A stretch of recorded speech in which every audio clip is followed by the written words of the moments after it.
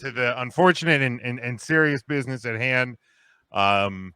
This past Monday, the wrestling world, lost Scott Hall, passing away, age 63.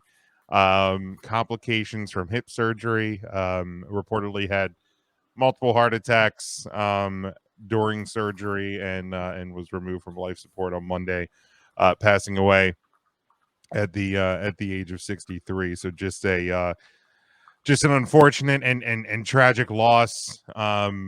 Really kind of came out of nowhere. I didn't even know personally that he even had like a hip issue that he was getting surgery on. So really kind of came as an awful surprise. The latter part of the weekend and on Monday. Just awful news. So of course we just want to take the start of the show here and talk about our thoughts and memories of Scott Hall, Razor Ramon. Either any of you guys want to kick us off with the thoughts? I don't mind. I can go Go first. Go ahead, Tim. It was said many times. I know that I actually watched that dog water television show on the USA Network called Monday Night Raw for the simple reason that Scott Hall passed away, and I wanted to see the promo package that WWE always does a fantastic job of doing every time we have an unfortunate passing. But it was mentioned in that video package that Scott Hall, Razor Ramon made it cool to be the bad guy. And when you look at, like, of course everybody likes the bad guys. Like, when you're a fan of 80s wrestling, people love, like, the fans, the smart fans like us. We love our Mr. Perfects. We love our Rick Rudes. But we didn't want to necessarily be Mr. Perfect. We didn't want to be Ravishing Rick Rude. But Razor Ramon, with the gold around his neck and the gold around his waist, and just everything that the oozing of machismo, Razor was it. 5 or 6 time Intercontinental Champion, if I recall. I think it's 5 time. Either way, Intercontinental Champion, 4-time Intercontinental Champion. Just so cool, and it was no telling that there was no denying that, like, eventually fans would get behind him and make him out to be one of the biggest stars of the 90s for WWF, especially in a time where, when you look at WWF in the mid 90s, boy, they're reeling from the loss of Hulkamania, and there was a lot of people jockeying to be the guy. Undertaker hadn't really solidified himself as being the guy, even though he's been around since 90. Brett is like the only one who's like kind of there, but he doesn't really catch his like full stride until later in 95 and into 96. And that Goldberg super kick. That's some years later. But that's just when he caught his stride. That's all I'm saying. No, that's different stubward. Man. Oh no, that's when he bought the Easy Strider shoes to help. Oh my god! My bad. I messed that up. Wow, can't even. Wow, that's. But Razor was awesome, and then to see Razor become Scott Hall as a WCW kid, and watching the NWO grow from the beginnings, from the first promo in the modified Canadian tuxedo, the denim vest, and teasing the pieces of the NWO formation. Man, there's nobody like Scott Hall, and If you're making your list of greatest wrestlers who were never world champion, it's hard to not put Scott Hall at the top of that list. Yeah, Piper was always the first name that came to mind. But yeah, Scott Hall definitely up there. I would definitely, like him, like what Perfect, Jake the Snake, even maybe like those guys are up there near the top. But like, yeah, Scott Hall's name definitely, definitely on the list. Yeah, I mean, as a WWF kid, during that time, I mean, my cousins, my brother and I, like when we were over at my grandma's, like she had a deck outside, and we would always like go out and wrestle on the deck and whatever, and like you would almost have to like take turns who got to be Razor Ramon that week because like Razor was just cool, he was a different character, he was a different type of character than kind of was the norm, so to speak, in WWF at the time. And yeah, I think Tim, like you said, I think it's a great point of he made it cool to be bad. There was never really a lot of like cool heels, or he was the first like really cool heel. And maybe that's where my love of heel wrestlers really kind of started, because I've always been more like a fan of heels over faces. But maybe it started there. But just he looked different, he wrestled different, and then I mean he got a WWF kid to you know make WCW must see TV on Monday nights. Really, that's where it all started, and really as a grown up, as like a person who understands the importance of like life and family and all of that, like to see him obviously go through a really rough portion of his life, to kind of get it all back and to get into the WWE Hall of Fame, and clean his life up. And he would travel with his son regularly, with Cody wrestling. And like that part of it's cool, and like that I think is really kind of kind of a really sadder part about the whole thing is you have a guy that kind of that really gets his life on track in the last couple of years, and it's cut short here. So that makes it really sad, but I'm glad he had those moments towards the end of his life, and was able to be recognized and get into the WWE Hall of Fame, and be recognized and have that opportunity. Yeah, I think I kind of share the sentiments of Jim. I was a WWE kid growing up. I remember distinctively watching the 1-2-3 Kid beat Scott Hall, and it was really the start of the career for Sean Waltman. In that moment, beating Razor Ramon was a really big deal.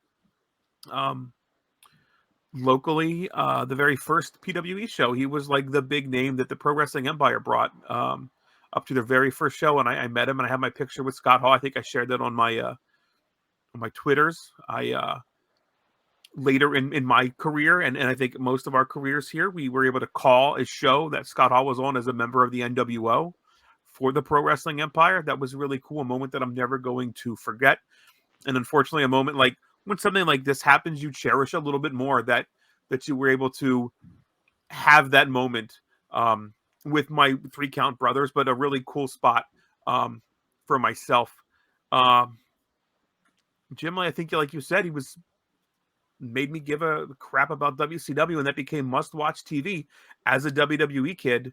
What is going on? You flipped over, and they just had me hook, line, and sinker. And probably 2 of my favorite pieces of memorabilia that I own revolve around Scott Hall himself. I I have them here to share with you.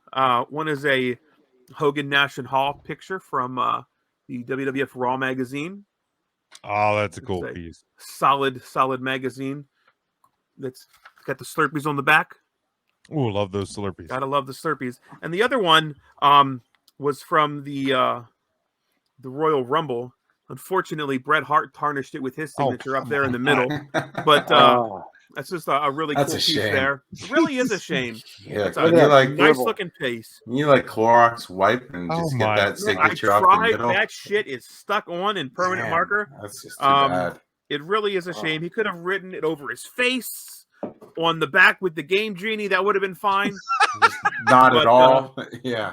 Razor. Not at all. Not at all was an option as well. But it was on there and was on there when I bought it. So what could I do? But yeah, Scott Hall. Man, what a character. And like I said, I think I said this in the group chat. I don't know if, and maybe this isn't the time to talk about it, but I don't know if the Razor Ramon character gets over today, coming from like Diamond Stud, and like how he was all like yoked up to becoming like a Miami guy with the machismo and the accent and the really dark, greasy looking hair.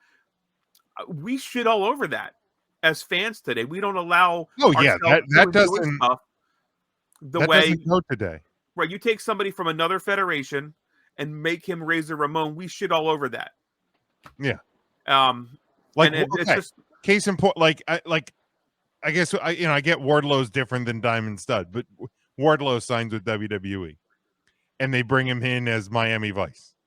Right. That's not that. Yeah, that doesn't. Right, that just doesn't happen. It doesn't compute. I think Tim showed the picture with him and Kurt Hennig. Like that is not Razor Ramon. That is a far distance from Razor Ramon. Very different to what he was. So I think we don't give that a chance. And maybe hearing this and seeing this, we give things a chance a little bit more.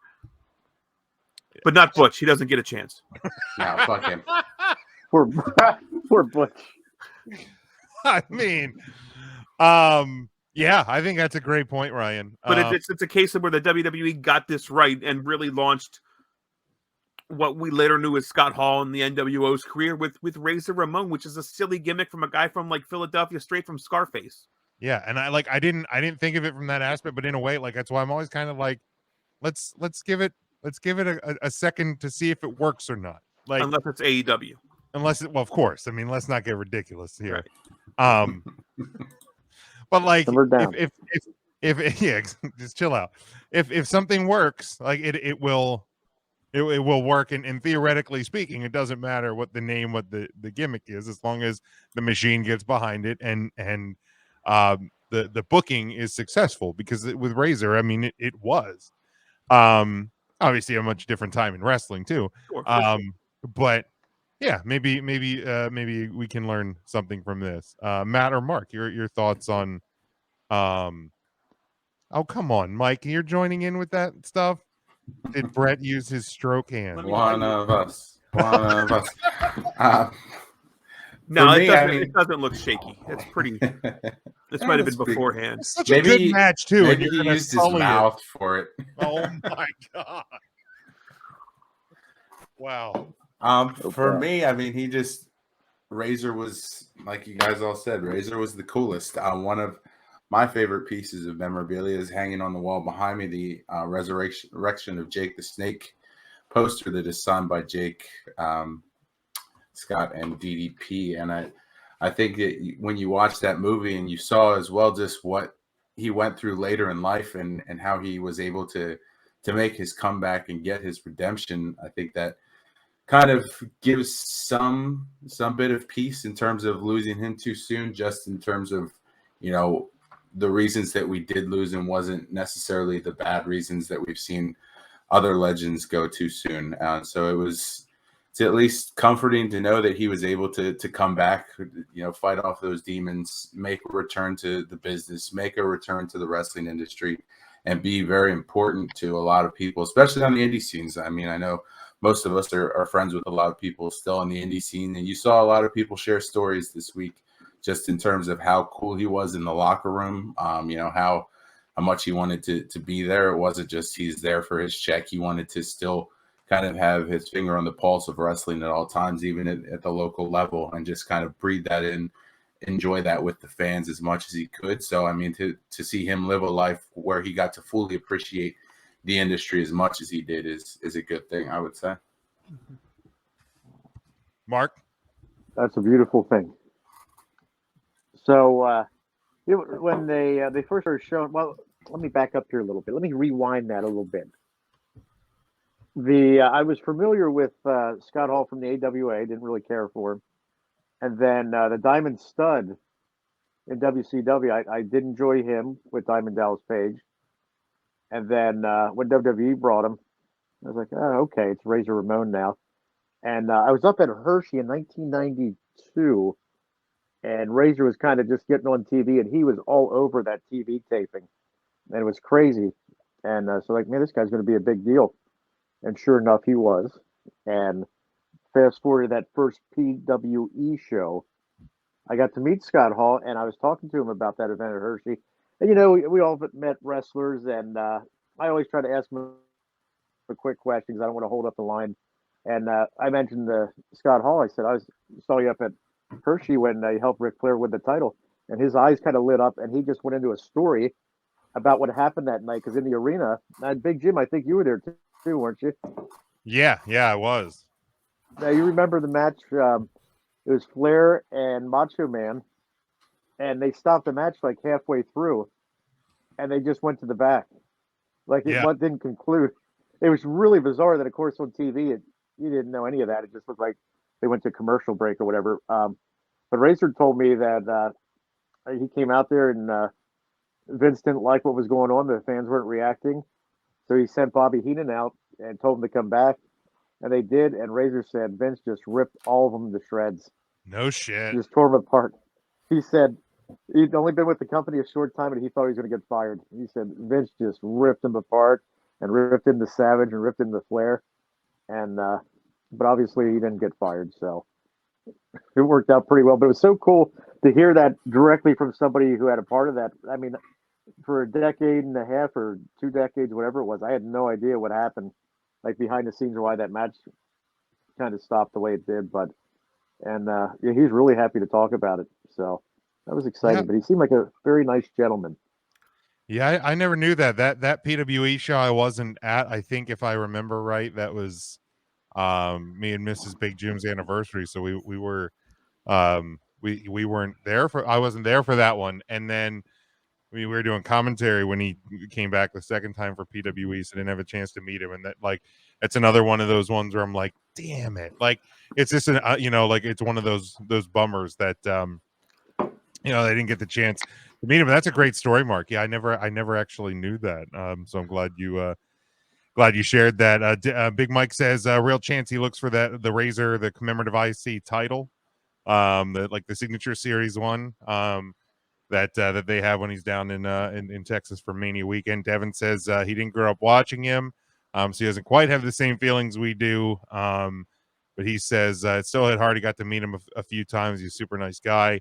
And yeah, Devin brings up a great point here too, because there was those reports Monday afternoon that they had removed him from life support, and that nothing, that he it was like 4 hours and he was still alive. And there was kind of that hope, I think, in the wrestling community that that he was gonna pull through. Unfortunately, he did not. And yeah, it's a big bummer. And I know the numerous tributes and things that have been shared this week, the stories that have been shared this week. There was a video that I saw. I guess it was part of like the credits or something from the resurrection of Jake the Snake, and it kind of almost had the feel of like the end of Rocky 3 when like Apollo and Rocky were were just kind of sparring, and they did that like freeze frame, and maybe that's what they were going for. But it had that feel to it, and that hit like a ton of bricks. There was also that picture I shared with you guys, and I know I retweeted it. I think it was from @90s WWE on Twitter, of the Hasbro figures and it was like, Savage and Neidhart and Andre and Bossman. I mean, just the numerous wrestling WWE superstars that had passed away and are no longer with us, and they were all facing the camera, and it was the Razor Ramon figure. Yeah, Tim, thank you for getting that loaded up. That one, man, like when I saw that picture, it like fucking hit me like a ton of bricks. Like it just was a powerful picture, because those the Hasbro figures, that was like my and our childhood, and to see all the wrestlers pass away with Rude, Warrior, Yoko, Crush, Neidhart, There's Dusty Rhodes, the American Dream. yeah, Dusty Rhodes, Owen Hart. I see a Boss Man in there. I see a Snuka in there. Who's behind? Yeah, there Behind is somebody Crush in there I next don't to know. Andre. Giant Gonzalez. Oh, okay. That was the one I was think that trying is to the figure Giant. out. I think you might be right, Ryan. I think that's. I think that is Giant Gonzalez. But Yeah, it's old George. That's and then there's Doink back there too. okay, I Doink? missed Doink. Yeah, Doink with the green hair, and then I'm trying to see. Is there somebody behind Warrior? I can't really make out. I'm trying to see if can you. Picture doesn't want to zoom in on you. And maybe it's just the It's light all right, off of Warrior's I hair. put my readers I mean, on. the sad thing is there's so many. There's a Piper, Okay. Yeah, there's There's the kilt. Terry Von Erich. Yep. and then I'm trying to figure out who this is. Obviously, Mr. Is that Perfect. Kamala? Nah, There's It's Terry it's like Von Erich yellow should be in there. tights. Is Or is that that- Von Erich? Perfect had a yellow. Yeah, Perfect did. Yeah. But this is Well, I mean, he has the Perfect blue here. Perfect. Is it Owen Hart? No, because Owen's right Owen's- here. Front right there. There's Owen. That's Neidhart. Oh, there's it's Bulldog. It's the Oh yeah, reflect- it's British it's the Bulldog. reflection off of the ring Off the ring. Yep. that's causing the yellow. Yep. I The see Bulldog. Hawk back behind Warrior, and Ludwig Well. Borga is back And behind. Animal might be back there too. Then They can Yeah, keep Ludwig possibly. Borga back there. You sure that's heaven if Ludwig Borga's in there? I mean, it might be heaven, but it's absolutely wrestling hell. I mean, Snuka's there, so I mean Yeah, that's true. that's true. I probably wouldn't have put him front and center like that, but hey, I'm not here to Yeah. The Hasbro's were released from 91 to 94, and I feel like over half that lineup has to be passed away now, Yeah, that's Oh, and that's yeah. sad. Like that's really sad. Yeah. If you look at the list of who's, And Earthquake. yeah, Wait. it's a lot, and that's really unfortunate. But yeah, a few of the highlights, of course, that I pulled from his career. He was an AWA World Tag Team Champion, Kurt Hennig. He had PWI Match of the Year in 1994, which was the ladder match, Shawn Michaels from WrestleMania 10. Number 7 in the PWI 500 in 94. He was a USWA World Champion, WCW TV Champion, 2-time WCW US Champion, 7-time WCW World Tag Champion, 2-time Slammy Award winner, of course, like we said, 4-time Intercontinental Champion, and then 2-time WWE Hall of Famer. 2014, he went in as Razor Ramon, and then in 2020, he went in as Scott Hall with the NWO. So 63 years old, gone too soon, and really, really sad. Any other thoughts, guys, to the passing of Scott Hall, Razor Ramon? I guess it's just kind of piggybacking off of what Ryan said, like just the all of our heroes, like the older we get, the older they get too. And like looking at that lineup from Hasbro, like I've got the list pulled up. Yeah. Warrior, Andre, Rick Rude, Whoa. Randy Savage, Boss Man. That was from line 1, line 2, Dusty, Roddy, Snuka, Savage, Series 3, Warrior, Earthquake, Savage, Perfect, Texas Tornado, Big Boss Man, Series 4, Bulldog series. The tag teams on that, the Legion of Doom, they're gone. Series 5, Savage, Neidhart. Series 6. Luckily, I think everyone's still with us. The Berserker's still alive, right? Yeah. Us. Yes. Series 7 are Kamala, Owen, Crush, Razor now. Series 8, Bam Bam, Yoko, Perfect. Series 9. Bret Hart, he's hanging on by a thread. Come on. Series 9, we still have everybody. Series 10, Where? Giant Gonzalez. Razor. 11, Ludwig Borg. Is Borga still alive? No, he gone. Oh, Is he gone? He He gone. going. When did we lose He's gone. Ludwig Borga? That was quite a while ago, I think. Let me look it up. 2010. Died 2010. Holy buckets. But Borga, Yoko, Crush. Yeah, so I mean, just it's kind of crazy to think of where they all go. And like one of my favorite action figures, the first figure that actually got me back into collecting figures. I show it all the time. But it's the Elite Series 11 Man, that's a good one. That's Hall. a beaut. Yeah, I got the Hall in the Wolfpack Red. I've got the Nash from Series 12 with the Outsider shirt. Nice. And then I gotta do the Needful, and Ringside Collectibles has. I don't want to buy one of him, but they just released a NWO Wolfpack Hollywood Hogan with the spray painted red WCW title. Ringside Collectibles exclusive. So Just buy the strap on eBay. Nah, It's the same amount of money, but yeah, I'm a inbox collector. They don't have to necessarily be mint, but for now, all my toys are in boxes. that's fair. At any time I could be a Lucy collector, but I can only be a inbox collector one time. So That's true. That's fair. That is true. He ain't lying.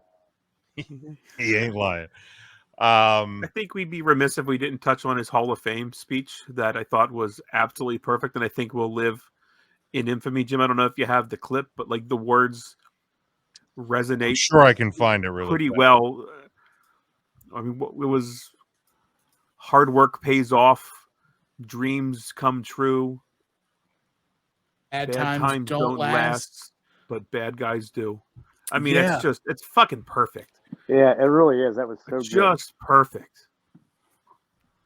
Yeah, I'm getting it here. And the crowd, I mean, responded wonderfully to that. I mean, it was just a really good way to end a speech. In my lifetime, I've learned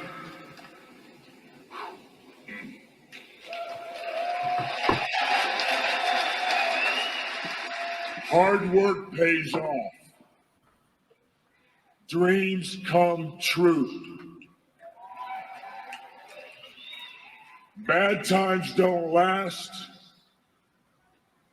but bad guys do.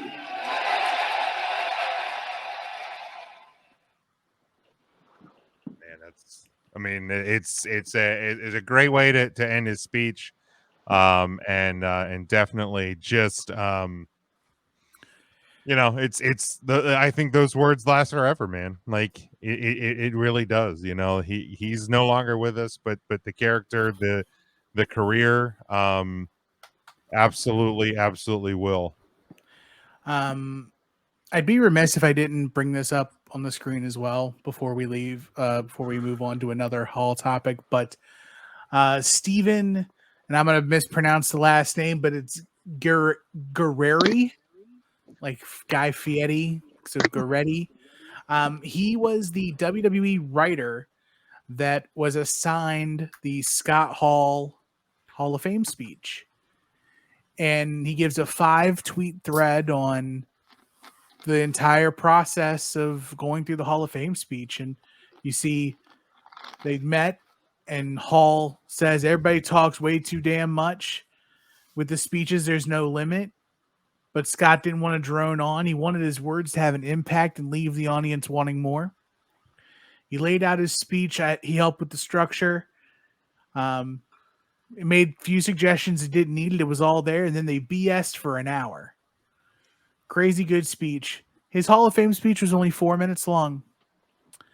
And his go home line, the emotion overwhelmed him. It's usually cut out to share clips on Twitter now. And then working with him was one of his favorite memories. And bad times don't last, but bad guys do. So that's that gives us all you need to know. Scott, Can you flip that back up real quick? yeah, sure can. I saw Bret Hart was tweeting. Did something happen? Oh my god. Oh, what is? He was trending. I just saw him trending. What I'm is- just. Oh, this day in wrestling history. Way to steal Scott's spotlight. Get him off the frustrated screen. isn't the word for it. Get him off You're the the one screen. that brought it up. I made a mistake. You're the one that brought it up. Do we want to do the outsiders topic now, or do we want to go out of order? Do we want to hit it now? Do we want to come back to it? Was that one of your on this days? It wasn't. I was even going to skip over those this week, just in the interest of time. Let's spread out some Scott Hall heaviness.